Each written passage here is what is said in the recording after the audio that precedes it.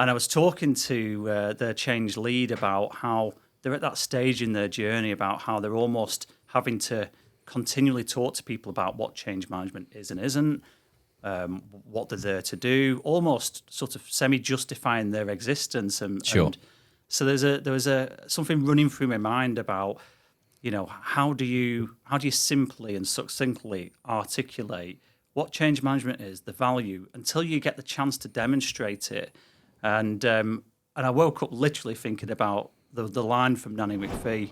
So, Mark, we're here today to talk about a blog that you've written, and the title is Lessons from Nanny McPhee on Change Management. Yep. And I must admit, when I first heard the title, I thought, what are we doing here? What is going on?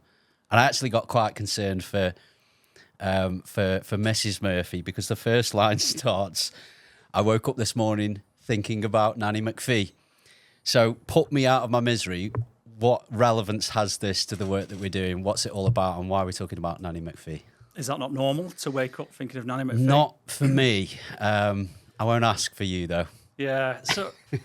So I mean, I genuinely woke up thinking about Nanny McPhee. It's worrying. I think where it come from is I was working with a client who, I guess, at the start of the change journey themselves in terms of change management as a discipline, as a role, as a practice, is something quite new.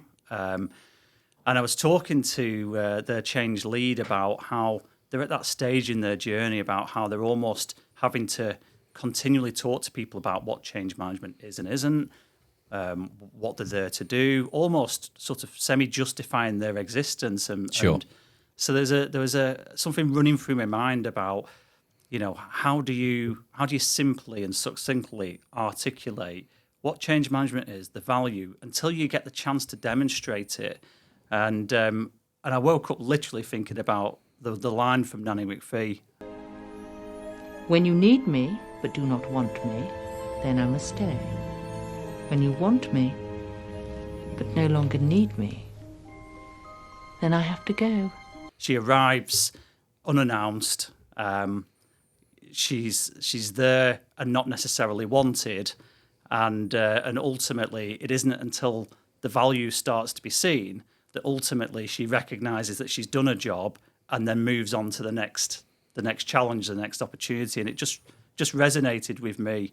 And literally across the film, there are dozens and dozens of change lessons. There's things that resonate, that apply back to business. But in the blog, I've tried to distill it down into the sort of 5 key lessons that that I think are most important and that resonate with most people in business. So I have actually got a confession to make, and that is that I haven't watched the film. So there's a lot to learn today for me personally, not least about the film, but also those lessons. So for those who've only got a few minutes, let's jump straight to the value. Give us the overview of the 5 lessons, and then we can get a bit deeper. Yeah, sure. So, I mean, one of them's just a really obvious one from, if you're close to change, and if you've watched any of the other content that I've put out, we talk a lot about putting people at the centre of the change. And that is lesson number 1. And Nanny McPhee does that really well, because effectively she wants to win the hearts before she starts to change the habits of the children in the film, the brown children. And it's very much about that understanding where those children are on their own change journey, going through a huge emotional change, and really starting to understand them and win their hearts before she actually starts to change their behaviours and their habits to how ultimately they need to work and behave in the future. And the premise of the film, right? So let's get that out as well. The premise of the film is sort of large family in the family home. The kids are running riot. No nanny's been able to sort of tame that behaviour yet, right? And that's where the star of the show, Nanny McPhee, comes in. Absolutely, and I think she's like, nanny number 18. There's been Right. a lot of attempts at change, and none of it's worked. And there's a pretty ineffective but loving father figure there who's, perhaps, choosing some of the wrong methods and behaviours, and he's almost at the point where he's trying to outsource, the management of his children and the education and development of those children to the nannies. And there's been a lot of failure in the attempts to do that, and Nanny McPhee arrives really in response to one of the children, which is another important lesson about change. Is you're starting to see that there's a recognition that there's a need for change, building that desire, that awareness. And as soon as one of the children actually, says, please come and help us, magically she appears from nowhere, the change manager, and starts her process of working with the children.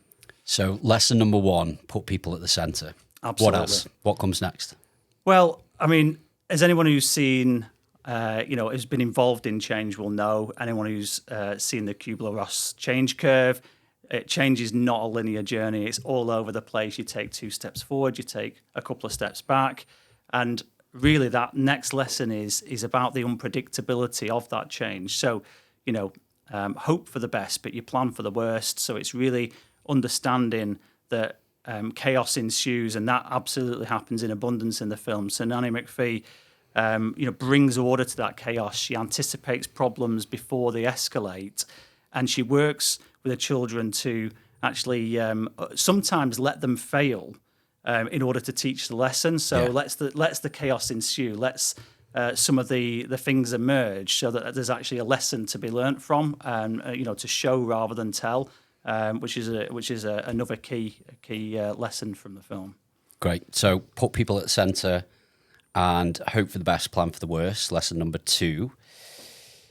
Lesson number 3, you've sort of articulated as preparation isn't a checklist. So talk to me about this, because I've got a particular interest in this one. Yeah, so, I mean, people quite often see change management as a set of tools to be applied, and actually it's so much more than that. Yes, tools are important. The things like, change managers will come equipped with things like communication plans, change impact assessments, readiness trackers, and they're all important. But it isn't just a checklist. It isn't just about going through the motions. It's about the skills and the experience and facilitating people through that process. And that's exactly what Nanny McPhee does. She arrives with the right tools, but also the right skills, and educates and takes the children through that process.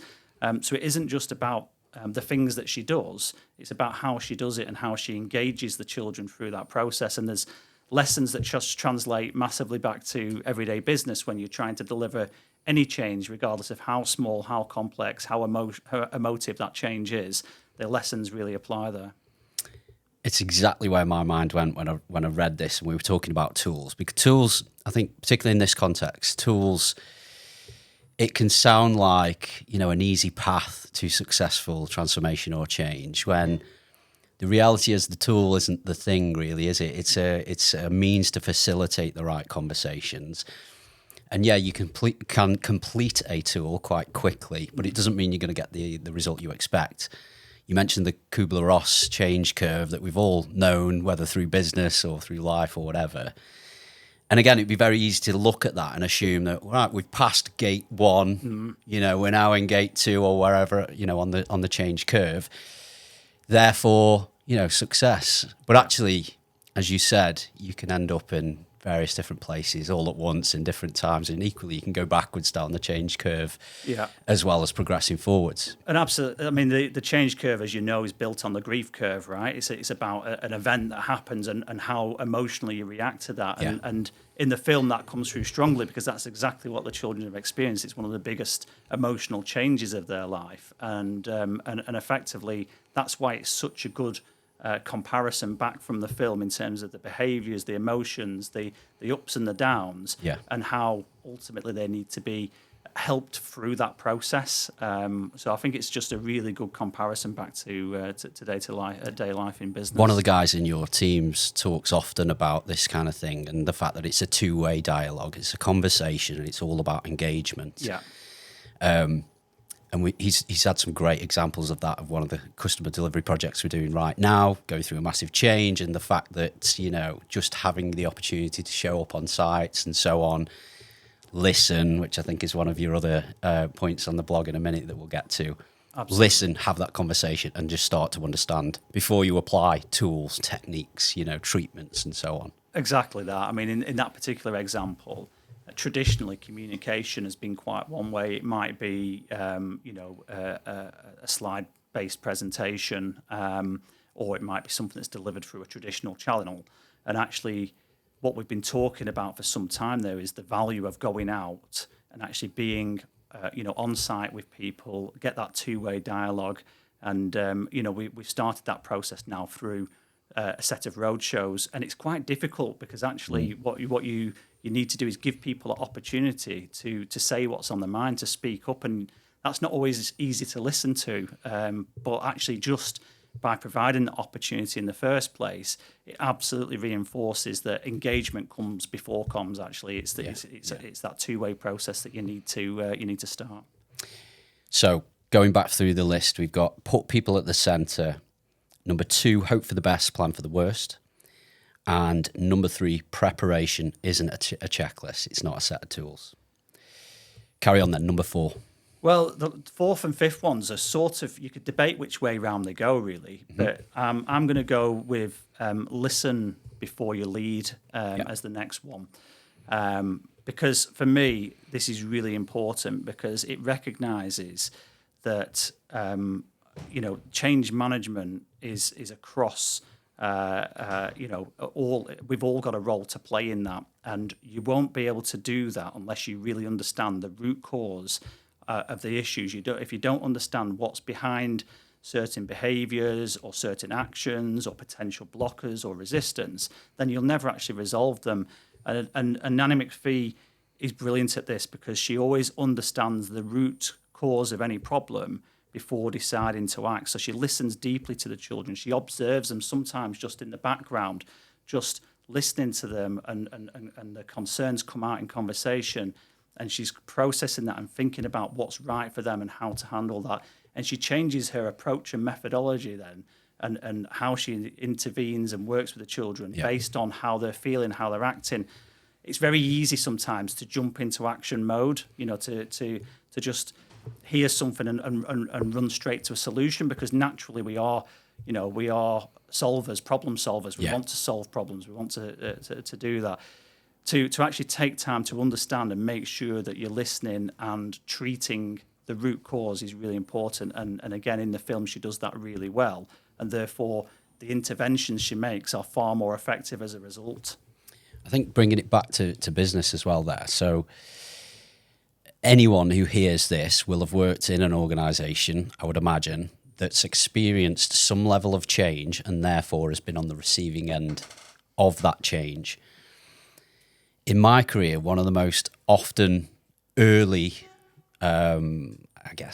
responses or conversations that are had is one of, we've tried this before, we've seen this before, it didn't work last time, and so on. That's if, you can get these guys to open up initially in the first place. Often there's far more beneath the surface of those who do want to step forward and make that statement. Where do you even start with something like that, where it's almost as if certain individuals might be wanting to prove that this can't work? There's some deeper stuff beyond that, and I know there's not a one answer to this, but how do you take some of those lessons and apply that to that scenario? I mean, it's really interesting because there's something that I say probably more than anything else, which is getting started is better than being 100% right. So the message there is, don't let perfection get in the way of progress, and that's absolutely right. So if I think about the event that we did last week, was it perfect? No. But was it brilliant? Was it powerful? Yes, because it was a start of a journey. Just giving people that opportunity shows that actually we do want to hear, we do want to listen. The leaders of the organisation want to hear and to listen, and it's about building that trust that actually, we're not just asking questions for the sake of it. We're not just sharing information. There's actually a dialogue here, and what we do with that information then becomes really important. So the key message there is really to get started and to keep those dialogue channels open at all time. I think this plays, we're talking specifically about change management, the people side of change here. I think this quite nicely sits in some of the other camps in terms of some of the services that you offer within operational excellence as a practice more broadly as well. things like service design, where you're looking to transform through a service design approach, where you're looking at both the front end, the back end, and so on, processes, policies, digital channels, and so on. That process where you show up on site and you ask the questions to, people who are potentially impacted by any number of those changes, it's often seen as if we ask these questions, they'll feel listened to. Mm-hmm. Whereas actually, it's a fundamental part of the design process, I would argue, as well. Yes. Because there's a lot of inherent knowledge, subject matter expertise. Yeah. When you talk about understanding the current state of an organisation in order to identify problems, pains, blockers, where waste is occurring and so on, where customers aren't happy or where we're not fulfilling the service to, the customer's expectation. That process not only enables employees to feel listened to and part of the change, but actually, surely that's a fundamental, first place of understanding the current state, and therefore feeds design. Yeah. Because from that pain point might come a question: how might we overcome that challenge? How might we design a better process or a better customer journey, and so on?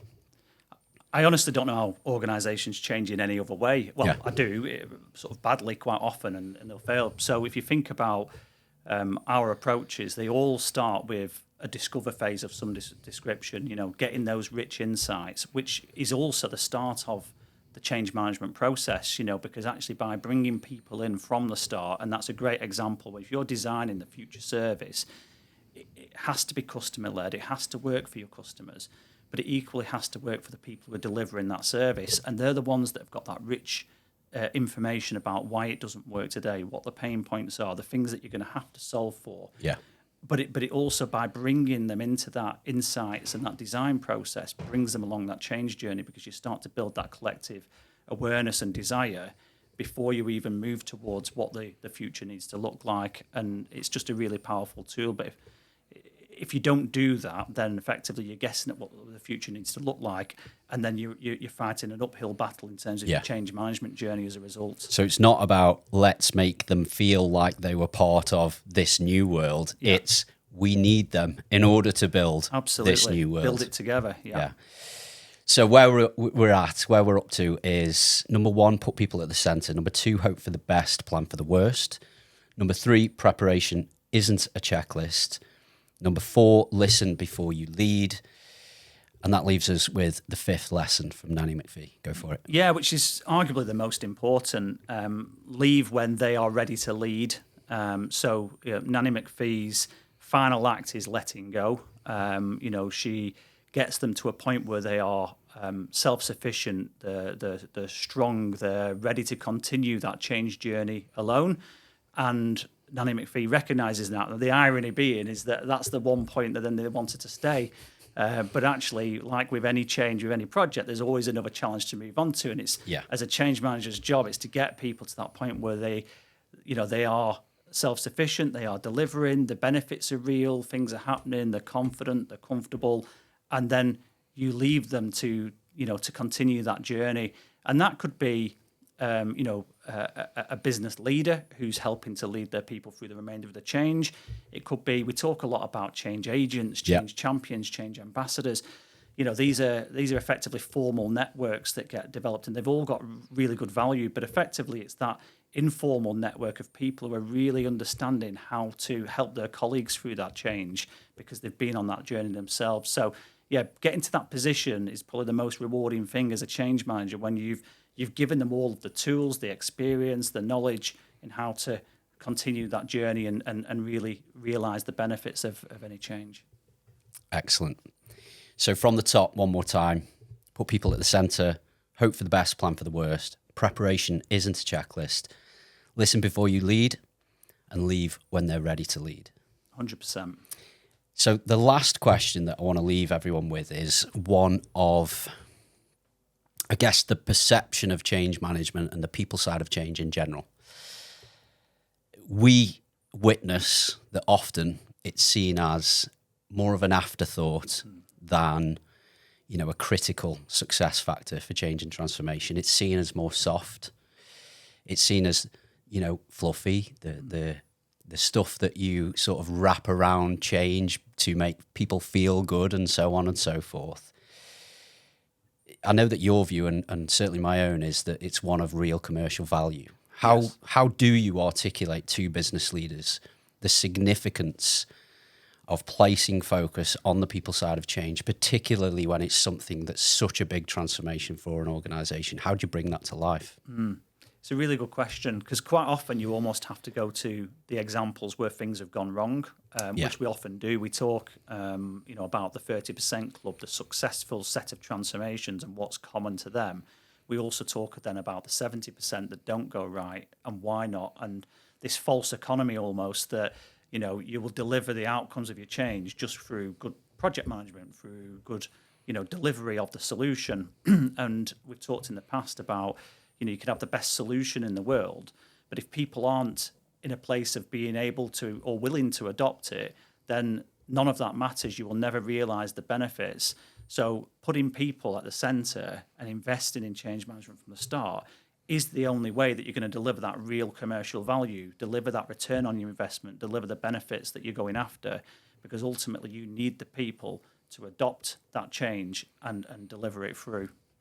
So business leaders who are embarking upon or have started a large-scale change journey, what they can expect if they get this stuff right is ultimately faster time to adoption, which means faster time to value, and actually you set yourself up to achieve the benefits that you originally wrote down when you said, why do we need to change, and what are the things we want to get out of it in terms of a return? Absolutely. Well, I never expected to be chatting to you about Nanny McPhee. I'm going to go away and watch the film, and I will report back. Thanks for sharing it. We'll get this posted, and we'll see if we'll get it all up on the website as well, so they can read it, you can listen to it, or you can watch the video. Excellent. Thank you. Thanks for your time, mate.